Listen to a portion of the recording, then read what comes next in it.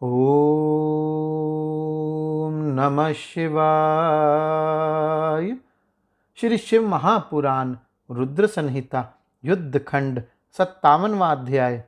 सनत कुमार बोले, हे व्यास जी, शिव जी के उस चरित्र को अत्यंत प्रेम से सुनाइए जिस प्रकार महादेव ने दानवेंद्र गजासुर को त्रिशूल से मारा। पूर्व काल में देवगणों के हित के लिए युद्ध में देवी के द्वारा दानव महिषासुर का वध कर दिए जाने पर देवता सुखी हो गए। हे मुनीश्वर, देवताओं की प्रार्थना से देवी द्वारा किए गए अपने पिता के वध का स्मरण करके महावीर गजासुर उस वैर का स्मरण कर तप करने हेतु वन में गया और ब्रह्मा जी को उद्देश्य करके प्रीति पूर्वक कठोर तप करने लगा।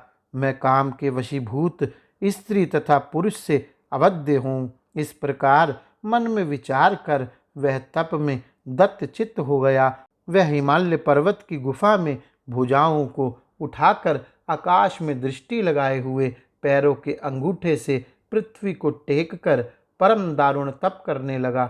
वह उदार बुद्धि वाला महिषासुर पुत्र गजासुर जटाओं के बार की कांति से प्रलय के सूर्य के समान प्रकाशित हो रहा था।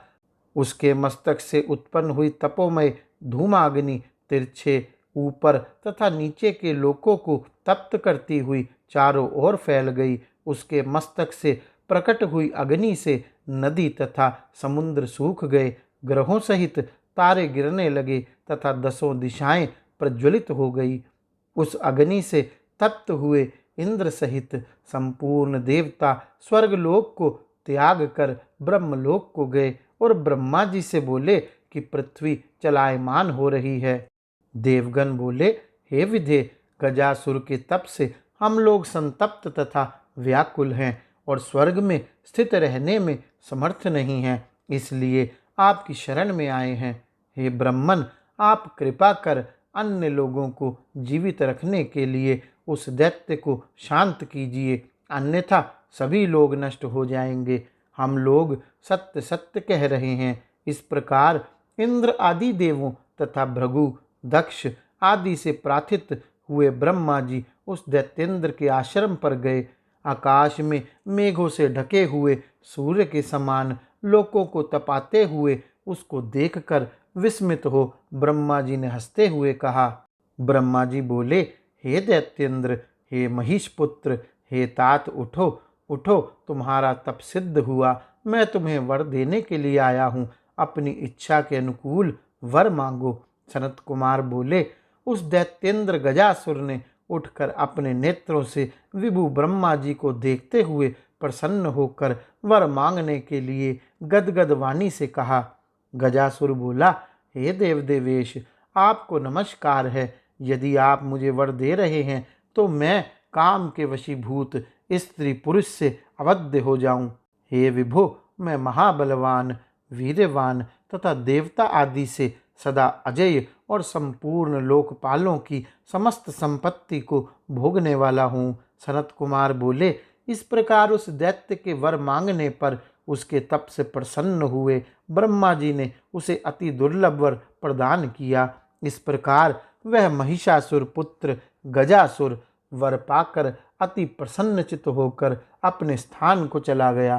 तदुपरांत संपूर्ण दिशाओं तथा तीनों लोकों को जीतकर एवं देवता, असुर, मनुष्य, इंद्र, गंधर्व, गरुड़ और सर्प आदि को भी जीतकर उन्हें अपने वश में करके संसार को जीतने वाले उस दैत्य ने तेज सहित लोकपालों के स्थानों का हरण कर लिया। देवोद्यान की शोभा से युक्त साक्षात विश्वकर्मा द्वारा निर्मित किए गए स्वर्ग स्थित महेंद्र ग्रह में वह निवास करने लगा। महाबली, महामना तथा लोकों को जीतने वाला और कठोर शासन वाला वह दैत्य पीड़ित हुए देवताओं से अपने दोनों चरणों में प्रणाम करवाते हुए महेंद्र के उस घर में विहार करने लगा। इस प्रकार जीती हुई दिशाओं का एकमात्र स्वामी अजितेंद्रिय वह दैत्य प्रिय विषयों को लोलुपता से भोगता हुआ तृप्त न हुआ। इस प्रकार ऐश्वर्य से उन्मत्त, अहंकारी तथा शास्त्रों का उल्लंघन करने वाले उस दैत्य को बहुत समय बीत जाने पर पाप बुद्धि उदित हुई। देवगणों को पीड़ा देने वाला महिषासुर का वह पुत्र पृथ्वी पर श्रेष्ठ ब्राह्मणों तथा तपस्वियों को अत्यधिक क्लेश देने लगा।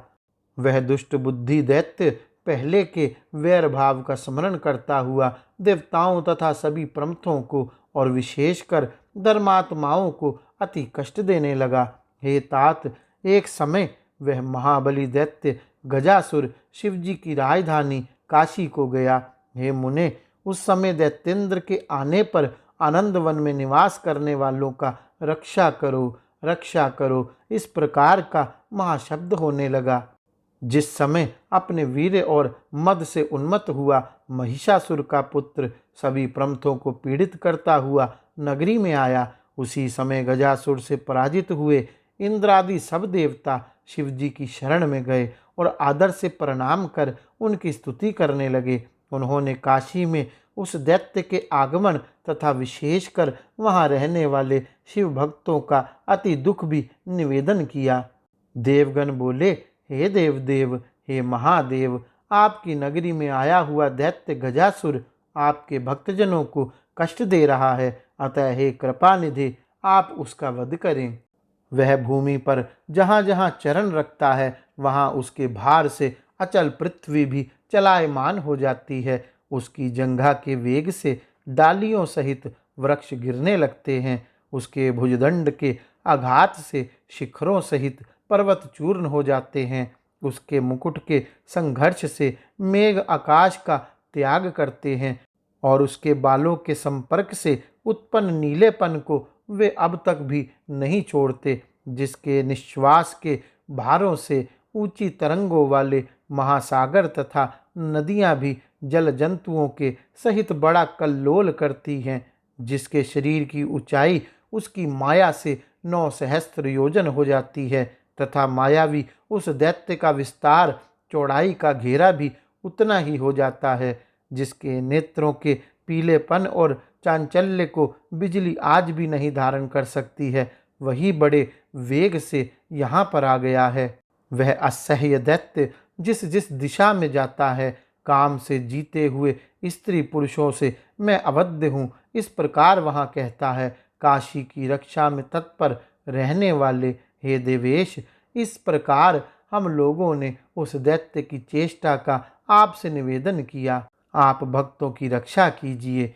सनत कुमार बोले, देवताओं द्वारा इस प्रकार प्रार्थना किए जाने पर भक्तों की रक्षा में तत्पर वे शिवजी उसके वध की कामना से बड़ी शीघ्रता से वहां आए। त्रिशूल हाथ में धारण किए हुए उन भक्तवत्सल शिवजी को गरजते हुए आया देखकर गजासुर गरजने लगा। तब वीर गर्जन करते हुए उन दोनों का अनेक अस्त्रों तथा शस्त्रों के प्रहार से दारुण तथा अद्भुत युद्ध हुआ। अति तेजस्वी तथा महाबली गजासुर ने दैत्यों का विनाश करने वाले शिवजी पर तीव्र बाणों से प्रहार किया। हे मुने, उस समय भयंकर शरीर वाले शिवजी ने अपने अति दारुण बाणों से अपने समीप ना पहुँचे हुए उसके बाणों को शीघ्र ही खंड खंड कर दिया। तब हाथ में खड्ग लेकर अब तुम मेरे द्वारा मारे गए, इस प्रकार ऊंचे स्वर से गर्जन कर क्रोधित होकर गजासुर शिव की ओर दौड़ा। तब त्रिशूलधारी भगवान शिव ने उस दैत्य श्रेष्ठ को आता हुआ देखकर तथा अन्य के द्वारा अवध्य जानकर उसे त्रिशूल से मारा। उस त्रिशूल से विद्ध हुआ वह गजासुर दैत्य अपने को शिव का छत्र रूप मानता हुआ शिवजी की स्तुति करने लगा। गजासुर बोला, हे देवदेव, हे महादेव, मैं सब प्रकार से आपका भक्त हूँ। हे त्रिशूलिन, मैं कामदेव का नाश करने वाले आप देवेश को जानता हूँ। हे अंधकारे, हे महेशान, हे त्रिपुरांतक, हे सर्वज्ञ, आपके हाथ से मेरा वध परम कल्याणकारी हुआ। हे कृपालु, हे मृत्युंजय, मैं कुछ निवेदन करना चाहता हूँ, उसे सुनिए। सत्य ही कहूँगा, असत्य नहीं, आप विचार कीजिए। एकमात्र आप संसार के वंदनीय हैं तथा संसार के ऊपर स्थित हैं। समय से सभी को मरना है, परंतु ऐसी मृत्यु कल्याण के निमित्त होती है। सनत कुमार बोले, उसका यह वचन सुनकर दयानिधि शिवजी ने हंसकर महिषासुर के पुत्र गजासुर से कहा। ईश्वर बोले, हे महापराक्रम निधे, हे दानवोत्तम, हे श्रेष्ठ मति वाले, हे गजासुर, मैं प्रसन्न हूँ, अपने अनुकूल वर मांगो। सनत कुमार बोले, वर देने वाले शिवजी का यह वचन सुनकर दानवेंद्र गजासुर ने प्रसन्नचित्त होकर कहा। गजासुर बोला, हे महेशान, हे दिगंबर, यदि आप प्रसन्न हैं तो अपने त्रिशूल की अग्नि से पवित्र किए हुए मेरे इस देह चर्म को नित्य धारण कीजिए। अपने प्रमाण वाले कोमल स्पर्श वाले युद्ध क्षेत्र में समर्पित किए गए देखने योग्य महादिव्य निरंतर सुखदायक मेरे चर्म को धारण कीजिए। यह चर्म सदा सुगंध युक्त, अति कोमल, निर्मल तथा अति शोभायमान हो। हे विभो, तेज धूप तथा अग्नि की लपटों को बहुत देर तक प्राप्त करके भी पवित्र सुगंध निधि के कारण मेरा यह देह चर्म भस्म ना हो। हे दिगंबर, यदि मेरा यह चर्म पुण्यमय नहीं होता तो युद्ध स्थल में आपके अंग के साथ इसका संग कैसा होता। हे शिवजी, यदि आप प्रसन्न हैं तो मुझे दूसरा वर दीजिए कि आज से प्रारंभ कर आपका नाम कृतिवासा हो। सनत कुमार बोले, उसका यह वचन सुनकर भक्त प्रिय भक्त वत्सल महेशान शिवजी प्रसन्न होकर भक्ति से निर्मल मन वाले उस गजासुर नामक दानव से पुनः कहने लगे। ईश्वर बोले, मुक्ति के साधन इस क्षेत्र में तुम्हारा यह पवित्र शरीर सभी के लिए मुक्तिदायक मेरा लिंग होगा। यह महापापों का नाश करने वाला, समस्त श्रेष्ठ लिंगों में प्रधान एवं मुक्ति को देने वाला कृतिवासेश्वर नामक लिंग होगा। इस प्रकार कहकर उन दिगंबर देवेश ने गजासुर के उस विस्तृत चर्म को लेकर उसे धारण कर लिया। हे मुनीश्वर, उस दिन बहुत बड़ा महोत्सव हुआ। काशी निवासी सभी लोग तथा प्रमथगण प्रसन्न हो गए। उस समय हर्षपूर्ण मन वाले विष्णु, ब्रह्मा आदि देवताओं ने हाथ जोड़कर शिवजी को नमस्कार करके उनकी स्तुति की। दानवों के स्वामी महिषासुर पुत्र गजासुर के मार दिए जाने पर देवगणों ने अपने स्थान को प्राप्त कर लिया और संसार सुखी हो गया। इस प्रकार भक्तों के प्रति दया सूचक, स्वर्ग कीर्ति एवं आयु को देने वाले और धन धान्य को बढ़ाने वाले शिव चरित्र का वर्णन कर दिया गया। उत्तम व्रत वाला जो मनुष्य इसे प्रीति से सुनता है अथवा सुनाता है, वह महान सुख पाकर अंत में मोक्ष को प्राप्त करता है। इस प्रकार श्री शिव महापुराण के अंतर्गत द्वितीय रुद्र संहिता के पंचम युद्ध खंड में गजासुर वध वर्णन नामक 57वां अध्याय पूर्ण हुआ। गौरी शंकर भगवान की जय।